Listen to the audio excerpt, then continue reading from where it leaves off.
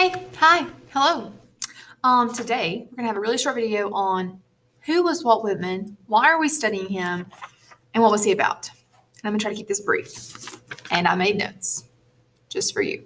Aren't you excited? Okay, so Walt Whitman, he was born in 1819, which happened to be the same year that Alabama achieved statehood, right? So great job, Alabama. He died in 1892. He was oldish, right? Ish old. He was he was not a privileged man. So we've talked about Anne Bradstreet. We've talked about we haven't. That's the wrong class. Edit that. We haven't talked about Anne Bradstreet. Sorry, we talked about Harry Jacobs in here. The people we've talked about so far have not been privileged. Okay, Harry Jacobs was a slave. Harper was not extremely privileged. So Walt Whitman was a guy who grew up in Brooklyn, and he grew up having all these odd jobs. So he worked as a newspaper runner. He worked as he would shine people's shoes. He was not a fancy cat. Okay. And so what he did, a lot of the jobs that he held allowed him to kind of be in public spaces and interact with the public, but from a observational viewpoint, we'll say. All right. So I have presented with you a myriad number of photographs of Walt Whitman. I mean, he was a whole cat. Look at him. Look at this. This is like Gandalf Jr. over here. Are y'all seeing this? I mean, he was a whole person. So here's the deal. He loved to observe people. If he would have been born in today's time, he probably would have been like some sort of sociologist or like abstract artist or something, because he just loved to see human interaction. That was his thing. He really enjoyed it. And one way that he made that transition from just his observation into his art through poetry was through a style called cataloging. And so we're gonna see as we read, we've got 3 poems we're gonna read, maybe 4 poems from him that we're gonna read over the next few days.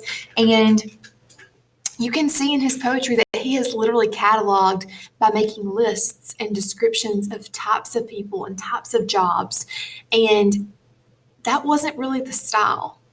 So he is probably the first truly American styled poet.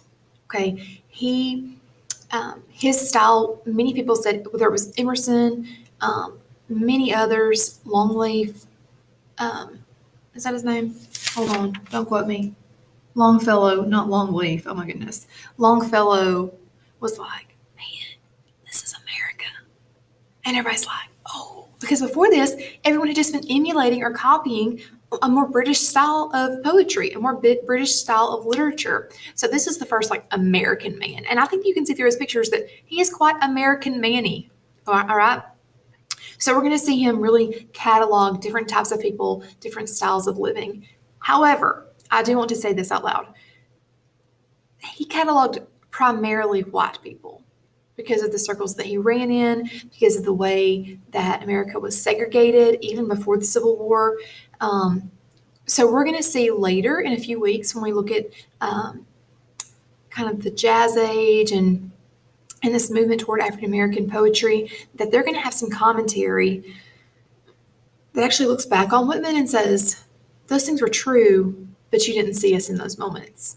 Okay. And so there's going to be kind of a little bit of conflict there between these two perceptions of America. Another thing you're going to see in here is repetition.